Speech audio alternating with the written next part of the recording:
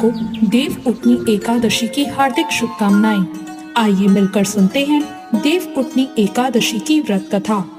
एक बार की बात है, एक राजा के राज्य में सभी लोग एकादशी का व्रत रखते थे।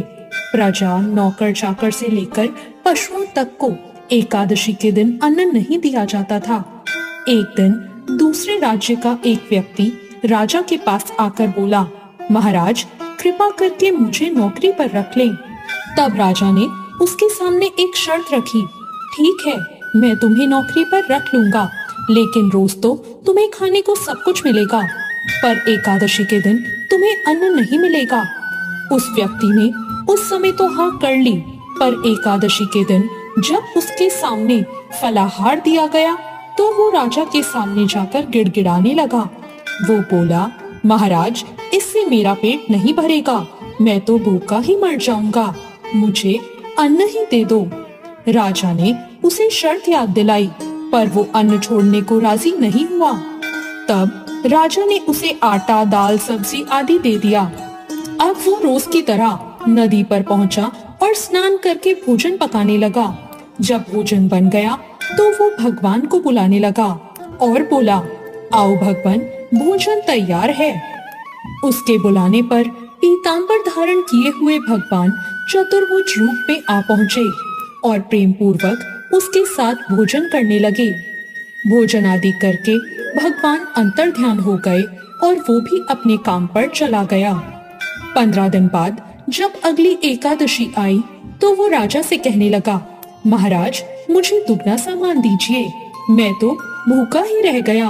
राजा ने पूछा तो उसने बताया कि उसके साथ भगवान खाना खाते हैं, इसलिए ये सामान हम दोनों के लिए पूरा नहीं होता। ये सुनकर राजा को बहुत आश्चर्य हुआ। राजा ने कहा, मैं मान ही नहीं सकता कि भगवान तुम्हारे साथ खाना खाते हैं।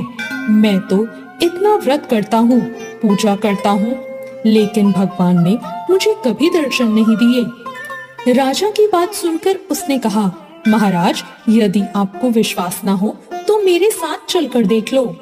राजा एक पेड़ के पीछे जाकर छुप गया।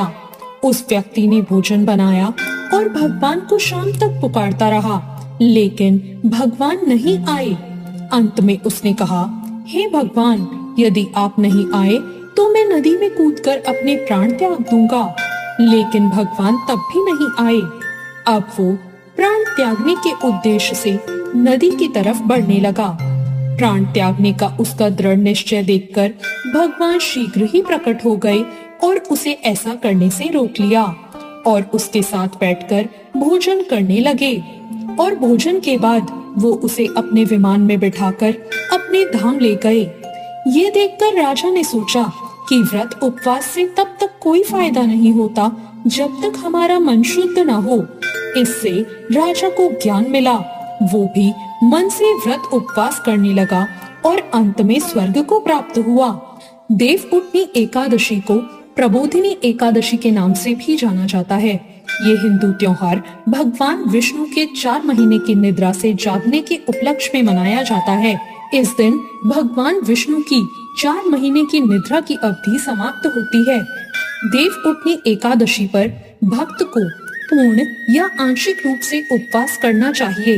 ये सब आपकी शारीरिक क्षमता पर निर्भर करता है कि आप कैसा उपवास कर सकते हैं। एकादशी का व्रत मन को नियंत्रित करने और भगवान कृष्ण से सीधा संबंध बनाने का एक तरीका माना जाता है।